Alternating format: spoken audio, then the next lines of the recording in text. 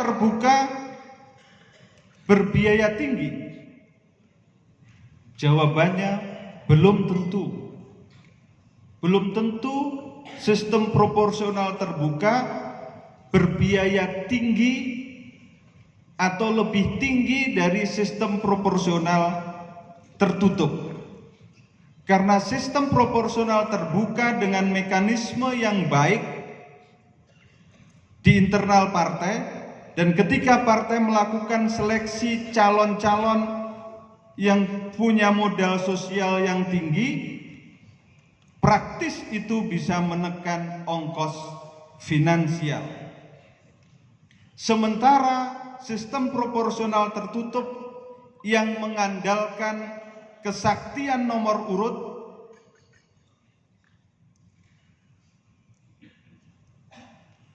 berpotensi hanya memindahkan lokasi biaya politik, hanya pindah lokasi biaya politik dari area pemilih ke area elit politik. Biaya politiknya itu hanya pindah lokasi. Kemungkinan di grassroots kemudian pindah ke kalangan mendekati langit. Elit lagi. Sistem tertutup telah terbukti gagal puluhan tahun. Sedangkan sistem proporsional terbuka belum terbukti gagal. Meskipun dalam prakteknya ditemukan titik-titik yang berbiaya tinggi, yang itu bisa dikelola dengan baik dengan kebijakan partai-partai politik. Tetapi apapun sistem yang akan dipilih, demokrasi kita akan bisa semakin sehat jika terjadi transformasi struktural sistem ekonomi kita, di mana redistribusi kekayaan nasional bisa berlangsung dengan baik. Jalan inilah yang bisa menekan angka kemiskinan yang sesungguhnya, dan bukan hanya angka kemiskinan, tetapi juga yang disebut sebagai deprivasi relatif, perasaan tersisih secara ekonomi dari kalangan-kalangan tertentu, sehingga hal itu bisa mengubah yang namanya musim politik menjadi musim panen. Keadaan seperti itu akan membuat persepsi bahwa musim politik adalah musim panen, dan musim panen adalah tradisi yang tidak baik dalam demokrasi modern. Politik uang maksudnya.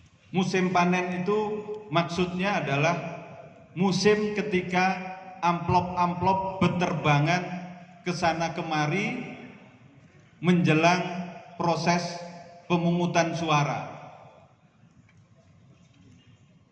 Perubahan struktural di bidang ekonomi adalah pilihan yang tidak terhindarkan. Di masa depan inilah yang justru bisa menjadi faktor penjaga integrasi nasional kita dan keutuhan bangsa kita yang majemuk. Saudara-saudara sekalian, sahabat-sahabat yang saya hormati, Indonesia itu sudah teruji ketika menghadapi konflik-konflik sosial dan politik yang cenderung karena faktor kemajemukan horizontal. Faktor kemajemukan horizontal itu yang berbasis pada suku, agama, ras, antar golongan. SARA, itu kemajemukan horizontal. Juga konflik yang berlatar belakang ideologi. Dalam sejarah perjalanan bangsa kita, konflik yang bersifat ideologi meskipun cukup berat itu bisa diatasi, bisa dilewati dengan baik. Tetapi bangsa kita, negara kita ini belum teruji oleh konflik karena kemajemukan vertikal.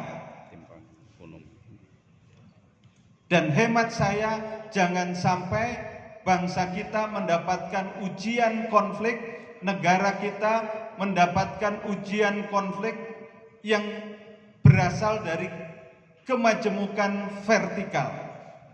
Kemajemukan vertikal itu artinya berbasis pada ketidakadilan atau ketimpangan ekonomi. Struktur ekonomi yang timpang, struktur ekonomi yang tidak adil, itu yang harus dikoreksi terus-menerus. Konflik karena faktor ekonomi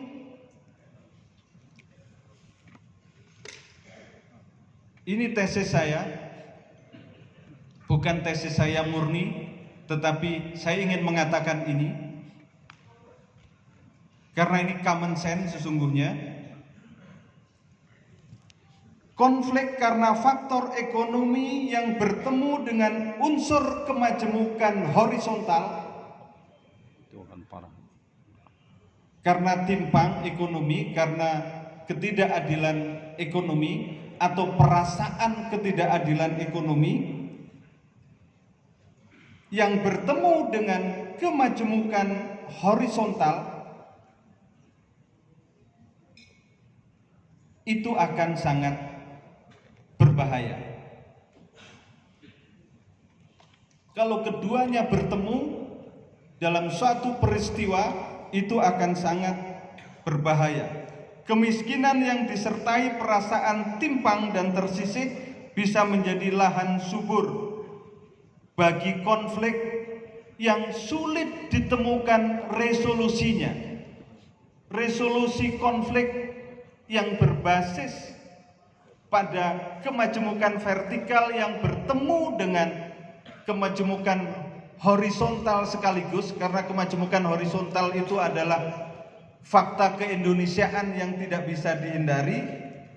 Itu adalah sesuatu yang sulit sekali dicarikan resolusinya. Karena itu wajib menjadi perhatian dan wajib dihindari. Tugas bangsa ini adalah menghindarkan diri dari munculnya konflik karena kemajemukan vertikal. Lalu teman-teman sekalian, sahabat-sahabat yang saya hormati, apa pilihan ideal yang realistik ke depan? Ideal kalau tidak realistik tentu sulit untuk dikerjakan, sulit untuk diupayakan. Ideal dan realistik. Realistik tetapi tidak berangkat dari idealitas-idealitas yang diterjemahkan dari sistem cita-cita yang kita bangun, itu juga akan kehilangan panduan dan rel. Nah, karena itu hemat saya, setiap ikhtiar untuk memproduksi kebaikan dan kemaslahatan umum seperti yang tadi saya sampaikan di awal, perlu mempertimbangkan strategi, saya menyebutnya sebagai perbaikan dalam kelumintuan. Perbaikan dalam kelumintuan, perbaikan terus-menerus Bambang Sulam. yang diharapkan tidak pernah berhenti pada titik yang berupa patahan-patahan. Perbaikan dengan menekankan upaya melanjutkan apa hal-hal yang sudah baik, mengoreksi hal-hal yang belum baik atau tidak baik. Kecuali jika terjadi situasi jalan nasional. Kalau ada jalan nasional, maka itu ditanyakan tidak ada situasi sesat jalan nasional. Tidak ada. Tidak ada situasi di mana ada pelanggaran serius terhadap prinsip-prinsip dasar berbangsa dan bernegara.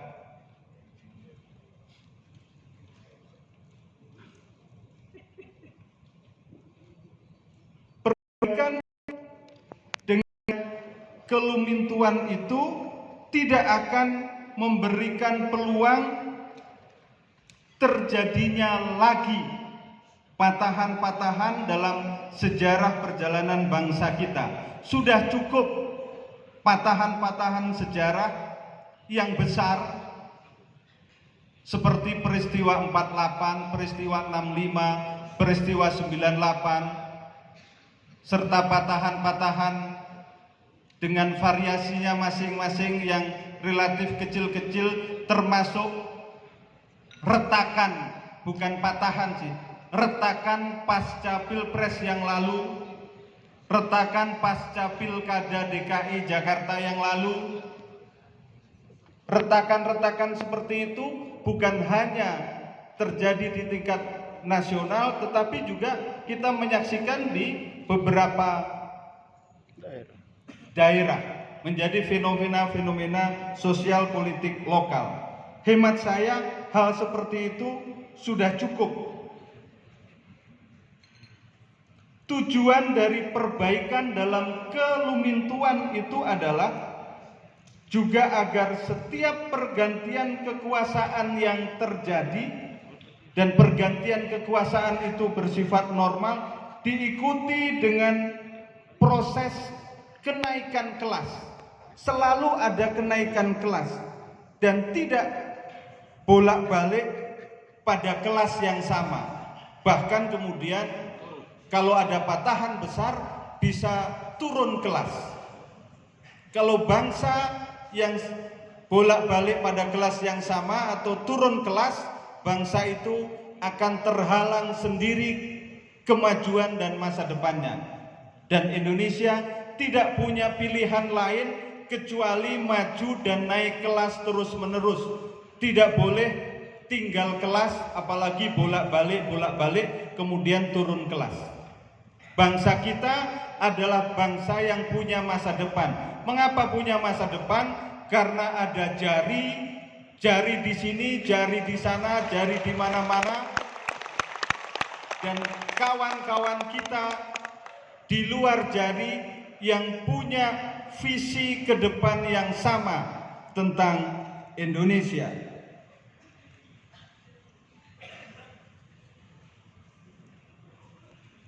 Strategi tersebut juga dipilih sebagai tanda adanya pengakuan dan penghargaan kepada seluruh pemimpin bangsa kita, pemimpin yang sudah lewat masanya, lewat periodenya, maupun pemimpin yang tengah aktif memimpin negara kita. Penghargaan dan pengakuan kepada seluruh pemimpin di negeri ini yang semuanya sesungguhnya punya prestasi dan kelebihan-kelebihan serta kekurangan masing-masing, maupun mempunyai agenda-agenda yang belum bisa ditangani dan diselesaikan. Pengakuan dan respek kepada para pemimpin ini tentu bukan bermakna tidak boleh dikritik dan dikoreksi. Pengakuan dan respek pada para pemimpin ini juga akan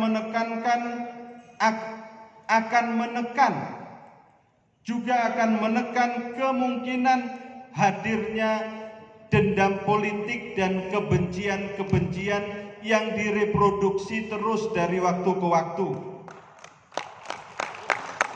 serta akan menciptakan cuaca sosial politik yang lebih sehat dan jauh dari pertikaian-pertikaian di tingkat akar rumput. Pertikaian politik di level atas bisa dengan mudah diselesaikan dengan kopi, teh, dan kue-kue yang dimakan dengan senyum bersama. Tetapi pertikaian di level akar rumput itu, teh, kopi, dan kue-kue itu bisa menjadi sarana untuk lempar-lemparan. Karena tingkat kedewasaan politik dan pemahaman politik yang berbeda-beda. Keadaan seperti ini adalah salah satu kapital sosial yang penting.